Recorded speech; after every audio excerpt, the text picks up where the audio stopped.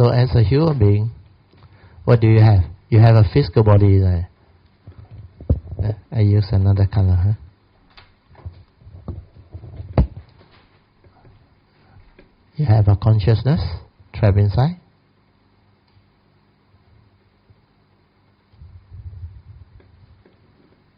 Then you have this physical body.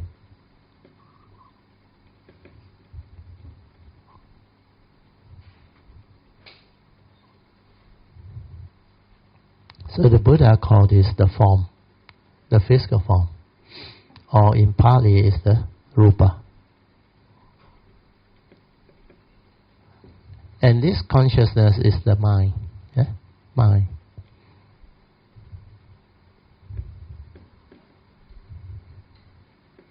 And the Buddha called it nama. Actually, nama in Malay is name. So sometimes they use the word name and form. Actually, it's form and mind. So these two combined is the human being, the form and the mind. The mind, the Buddha subdivide into 4 aggregates.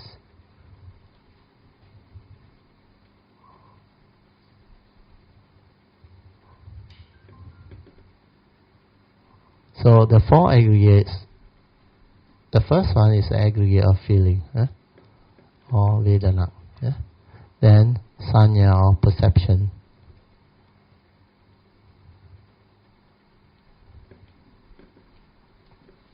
And the third one is Sankhara, or mental states. Then the last one is consciousness, or Vijnana.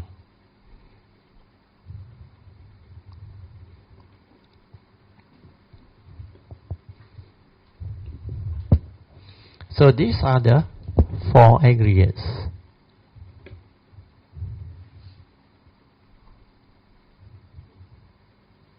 So 4 plus 1 form aggregate becomes the 5 aggregate. So this one is the 5 aggregates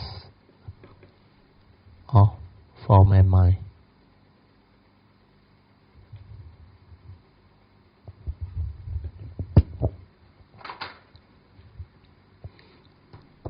So if you understand it this way as per what the Buddha had taught you, it's easier to understand. So basically the Buddha said, as a human being, you only have this 5 aggregate, nothing else. Because the mind is very complicated, very difficult for you to understand. So what he did was, he subdivided into 4 aggregates. And to understand these 4 aggregates is very easy. You only have to inquire, what can your mind do? What can your mind do as a human being?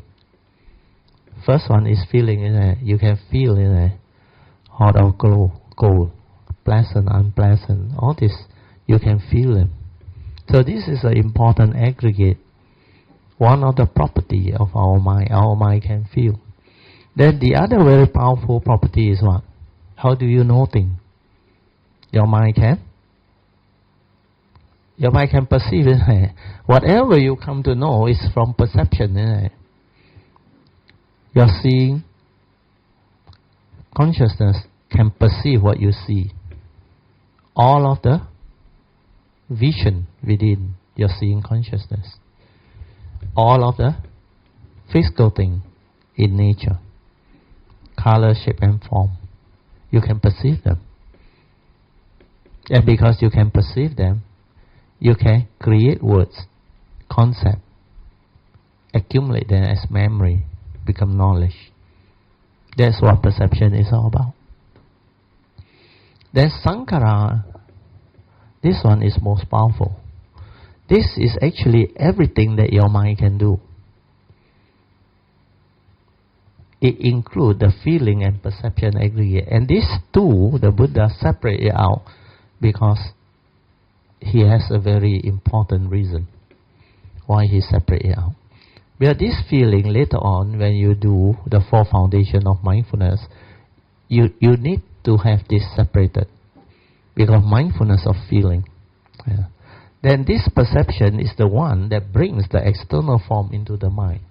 That's why it has to be separated out. Otherwise, it's just sankhara and consciousness. Sankhara means everything that your mind can do, including feeling and perception. What can your mind do? It can arise, mental states, isn't it? You can feel like peaceful, calm, or restless, agitated. Or your mind is very calm, very still, or in a state of restlessness, agitated. Then the sorrow, the lamentation, the anger, the hatred, the envy, all these are mental states. Then when you meditate, that joy inside you, that metta inside you, all these are mental states. Then apart from all these mental states, your mind can also create what? Your mind can create what? Thinking, isn't it? You think a lot, isn't it? Correct or not? Through the brain, thought is respond to memory, thinking arises, isn't it? Thought arises, isn't it? And all these thoughts are what they call mental activity, mental thinking. Your planning, your scheming, your whatever movement inside there, understand? That's why the English word, they have to come up with so many words. Mental states, mental activity, mental volition. You know what is volition? Your intention, understand? Then you got mental formation. It can create images inside there, understand? That's why you can dream. So all these are sankhara, everything that your mind can do. Then the last property is your mind can become conscious. Conscious of what you see, conscious of what you hear, smell, taste, tactily feel and think. And this is what you are. Apart from this, there is nothing else you can add. That's why the Buddha is very, very wise. He breaks it into 4 aggregates so that you understand what this mind is all about. And this one he is referring to the mundane mind. The mundane mind has this content, these 3. Actually, the main thing is sankhara. Everything that your mind can do, that is the content of consciousness. And this one goes in with your volition, mental intention. That's why the quality of consciousness depends on your wisdom and understanding. If you don't have wisdom, if you are not enlightened, you will have self-delusion. You will have negativity of content of consciousness. That's why the evil roots are there. So it will condition your negativity of mind state, and it will make you evil. That's why all this thought process that arise, you can hardly have right thought. Right thought according to the individual, not the real right thought, born of wisdom, right view, right understanding. Yeah.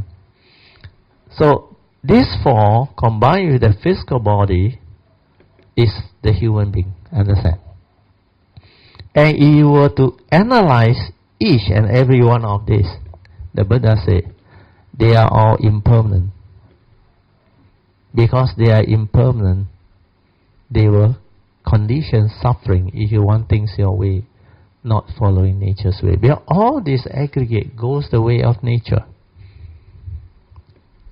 Especially the mental aggregate depend on your understanding and your wisdom. If you lack understanding, you want the feeling to be permanent, forever good feeling, no more unpleasant or bad feeling or painful feeling, you will suffer. Because nature doesn't allow that, understand? Feeling is dependent originating, condition arising. Condition different, feeling will be different. That's why you cannot tell the feeling, don't change. Forever, pleasant, good feeling, joy, happiness. Cannot. Because these are all condition arising entity, dependent originating. They are not a permanent, unchanging entity that you can hold on to, cling on to, grasp on to and say, this is me, this is I. And this is what the Buddha meant by anatta in that sense. But the Buddha never denied there is a human being. You understand? And this human being is not you. Do you understand? This is karmically conditioned. This human being is nowhere to write. How to draw it down? Okay, I draw a circle. Oh, sorry, not a circle. I use this. Okay.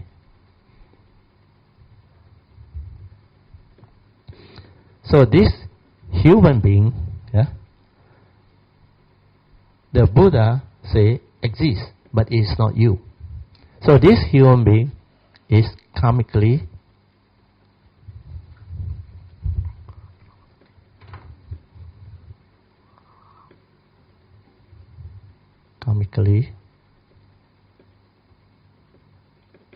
conditioned.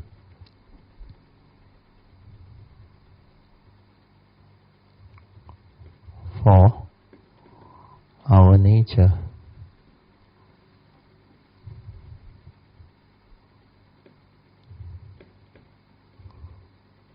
to arise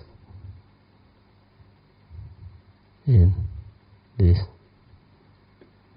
existential world.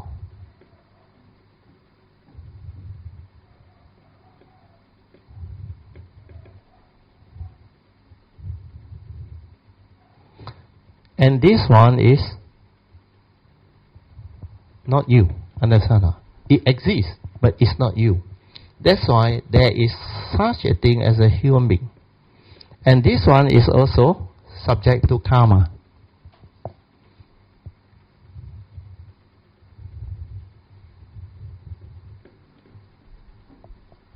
Law of karma. Even though not you, but connected to your nature. Because your nature needs this. This is the vehicle and the tool for you to come to this existential world.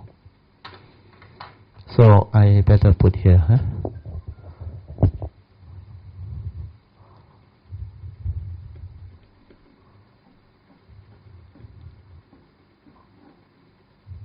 Vehicle and tool.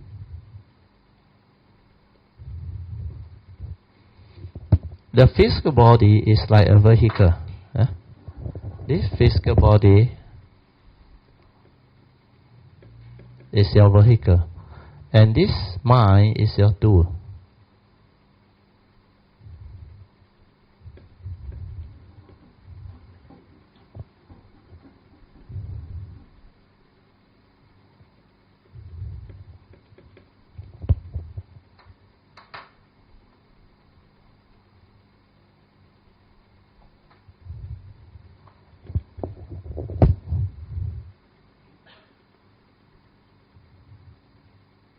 Oh.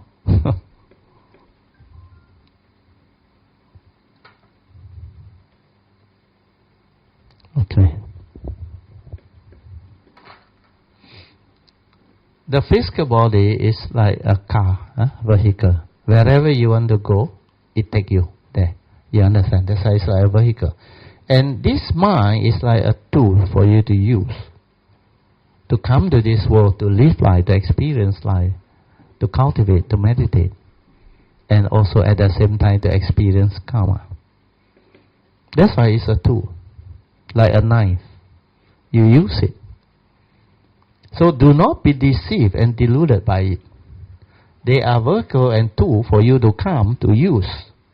And this is subject to karma. You cannot simply use it. You cannot simply do what you like. Where you violate the law of karma, it has its karmic consequence. That's why this one will decide your life. You have to understand that this human being is not you, but it exists. Not you in the sense that it's not a permanent, unchanging entity that you can call this is me, this is I. Therefore, all this can be mine. So his teaching is very different from what the author is trying to tell you. Because the author describes a lot of things, but I cannot understand what he is trying to conclude. He is trying to use words and maybe justify what he believes to be the Buddha's teaching. But the real Buddha's teaching is just this. This human being is one aspect of a living being. Because we are born as a living being, that's why we focus on this. If you understand this, you understand all living beings. They are the same. It's also 5 aggregates from a mind. No different. And this 5 aggregate you can investigate into it. The physical body without the consciousness definitely is not you. True or not? Element only. Understand or not? The 4 elements. It goes the way of nature. So how can it be you? But because of the consciousness, it comes together, it animates and manifests into a human being. It has life, understand? Because of the consciousness, the karmic force, the 3 conditions that give rise to life. It has a functional physical body, a consciousness, and the life force, karmic force. These 3 sustain life and animate this human being. But any of the 3 conditions that support its existence cease, this will cease to be. That's why this one is dependent originating, condition arising, causal phenomenon, not a permanent unchanging entity. You cannot say this is me, this is I. This one will continue to evolve. This one will continue to grow old, get sick and die. But this is not you. That's why no one die, no one born, no one sick, no one old. With that understanding, your mind free, liberates from this form and mind. Without that wisdom and understanding, you cannot liberate and you cannot understand. Is it clear? Yeah, use the mic.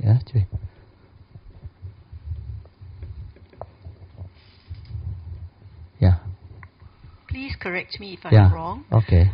I understand this thing about the the form and mind as you have put it, and subject to law of karma and all that. And we're talking about the 4 aggregates: feeling, perception, sankara, and consciousness. Consciousness, as you mentioned it, relates to the mundane mind. But to me, that's the part I don't know how you look at it. I always think of conscious at 2 levels. The first level is the mundane mind. The second level, which is the higher one, when you talk about no one born, no one died, etc., is that true mind. So that true mind is different. That true mind is actually nothing to do with the mundane mind. The mundane mind is a byproduct. So it's dependent originating. The true mind cannot come out and live life. I already told you. That's why it's beyond life, beyond form, beyond everything. That's why it is not from the conditioned world. But you need it to awaken. You need it to insight into phenomena. It is always silent, without thought, without anything. But that silent mind, which is the true mind, the awareness, it has the power to insight into phenomena and awaken that wisdom. So can I still think of it in my own You see, in the way? teaching, we will say there are 2 minds. But as far as the 5 aggregate is concerned, it's the mundane mind. That's it. But this mundane mind, you need that consciousness. You understand? And this consciousness is like a power source. So upon contact with any of the senses, like the physics experiment, the light bulb will light up. Then it will become conscious. Conscious of what? Conscious of what you see, what you hear, what you smell, what you taste, what you tactily feel. But this form and mind, once it's awakened, enlightened, connected to the wisdom, you know what will happen or not? This wisdom that is connected will no longer be deluded. Because of that wisdom, the form and mind no longer deluded, that at the moment of consciousness, all this aggregate become pure aggregate. Feeling become pure feeling, no more grasping. You understand? Perception become pure perception, no more grasping. No more interference from your conditioned mind to tell you this and that. Sankhara also become pure activity of mind and mental states. Consciousness, the pure consciousness, all this become non-grasping once the wisdom is connected. And this is still within the existential world. But this, they call it the supramundane consciousness. You understand? It's still a mind, but supramundane, we are non-grasping. The other one is mundane, still grasping. But the true mind is the unconditioned. You cannot talk about it. You cannot mix the two together. But when you come to meditation, you need that mind. And that mind can only be perceived or aware of when your thought cease. When your mundane aggregate of feeling, perception and sankhara stop, completely stop. When there is no more activity, no more movement. It's just aware. But through the awareness, any contact, it will be able to know. That's why I say when you meditate in the silent mind, what must you do? Just aware, aware. Don't try to know. Aware and move, aware. Keep on aware inside. Until this movement slow down. And finally everything still. The furthest you should go is aware, then perceive. After that, don't continue. Understand? If you aware, perceive and continue, it creates thought. It creates the proliferation of thought. Then the mundane mind start again. The heedless thinking start again. The activity start again. But to live life, you need the mundane mind. Okay? That aspect is very important. So if you understand it this way, then you can understand the Buddha's teaching very clearly. Don't have to go into all those things. But when you have the mindfulness and the awareness, you will understand clearly what he means. All these four aggregates. You can be at the moment of feeling, at the moment of perception, at the moment of sankhara activity and consciousness. Your awareness can be there, moment to moment. And it will not move, because it's non-grasping. That's why it can be at the moment of feeling, and that feeling is just pure feeling. It will not move. Everything is so clear during that time. Without this mindfulness, to develop the wisdom and the understanding and the awakening, the silent mind, you can never understand the Buddha's true teaching. Your mind cannot liberate, it cannot transform. Then the phenomenal world of consciousness will continue to have power over you, continue to deceive, delude and haunt you. Then you will have this grasping aggregate that will grasp and cling onto everything that arises, thinking that they are real, thinking that they exist. Even your own form and mind, you believe you exist as an entity, as a human being. Because you are so conditioned since birth. You are given a name, an identity, a birth cert, then later on an IC card, then later on a passport. And they identify you in so many ways. They even identify you through your physical appearance, whether you are male or female, whether you are Chinese or what race. Then your religious background, your belief system and all those things. They identify you. Then later on through your job scope and all those things, your career, they identify you. Then when you get married, they also identify you. Yeah? You are the spouse, you are the father. And then later on you are the grandfather or grandparents. That's why they identify you at every stage of your life. And through this identification, you create the sense of self, the ego, the personality, without you knowing it. And you are so conditioned that every arising of the mundane mind, the thought consciousness, is egoic. It's always the egoic entity inside there, identifying yourself. Then when you hear something, if there is somebody who speaks against you or identify your name or whatever, you can be agitated or disturbed because you have feeling. And your feeling is a conditioned feeling because of your egoic mind. That's why identification with form, with the 5 aggregates of form and mind, is the cause of suffering. That's why the Buddha said, in short, it is due to your self-delusion that cling, grasp and attach to this 5 aggregates of form and mind that he calls suffering. The upadana khandhas, the grasping aggregate, is suffering. And it's so easy to understand, so clear.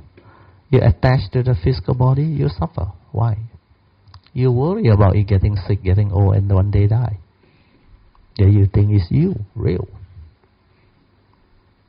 You identify with feeling, you will sure suffer. Why? Where you cling on to pleasant feeling, good feeling. You doesn't want the painful feeling, the unpleasant feeling associated with disease, with mental suffering, sorrow and lamentation, the envy, the jealousy, the stress, the unhappiness. So all this is what attachment is all about. Then perception also same. If you attach to perception, you only want good perception. When the perception is negative, condition your unhappiness. Or through perception, you recall your phobia, your scars of memory, your unhappy past. Again, this perception creates suffering, sorrow and lamentation. So again, if you attach to perception, you will suffer. Whatever you come to perceive, you will have this, what they call mental discrimination. Your duality will arise. Whether you like that perception, that thing that you perceive or not. Then sankhara also same. When you think of happy thing, of course, sometimes you can have a little bit of joy and happiness. But when you attach to sankhara, you have big problem. Well, when you have problems in life, you will arise that thinking. You worry. It will give rise to thought projection, fear, worry, anxiety, sorrow and lamentation. That's why sankhara creates suffering when you attach, when you cling. If you understand that these are all unreal, impermanent, dependent, originating, condition arising, then with the right view, you start to understand what constitutes right thought, right speech, right action. Then the Noble Eightfold Path fall into place. And when the Noble Eightfold Path fall into place, the form and mind become beautiful. Then you will have no more negativity. Incapable of negativity. You will have right view leading to right thought, right speech, right action, and right livelihood. Then you will constantly know how to put into practice the 4 right effort. Then with the right mindfulness and right samadhi, you can awaken. You can see things as they are. You can develop the awakening leading to the wisdom and the understanding of life. Then everything will fall into place. And when this happens, you will get to experience the third phase of Dhamma. The Buddha called it Pativeda. This is the most beautiful phase in your life. So the three phases of Dhamma are very, very beautiful. First phase is, of course, the learning of the teaching. They call it